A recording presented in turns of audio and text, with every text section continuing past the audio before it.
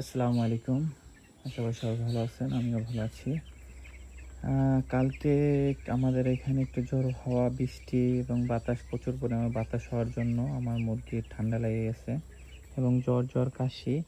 শুধু দেখেন ঠান্ডার লক্ষণ হইলে মুরগি শুধু মাথা এদিকে ঝাড়াচ্ছে, ঝাঁকি দিতেছে আর আপনার শুধু শ্বাস নিতেছে, কাশ।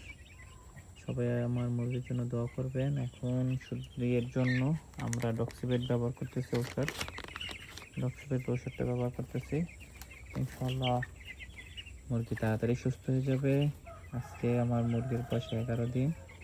11 দিনের এই ধরনের সমস্যা দেখা দিচ্ছে। এর জন্য আপনাদের বলি, যারা ব্রয়লার মুরগি পালন করেন, অবশ্যই আপনারা একটু বাতাস এবং বৃষ্টি হইলে চারপাশে এইভাবে ফালাই দেবেন। আমি কালকে ফালানো হয় নাই অবহেলার কারণে, কারণ চিন্তা করছি গরমের জন্য।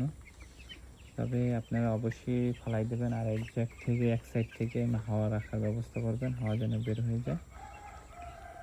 আল্লাহ হাফেজ। সবাই দোয়া করেন আমার মুরগির জন্য, আমার জন্য। আর আমার চ্যানেলটাকে সাবস্ক্রাইব করবেন, লাইক শেয়ার করবেন। ইনশাল্লাহ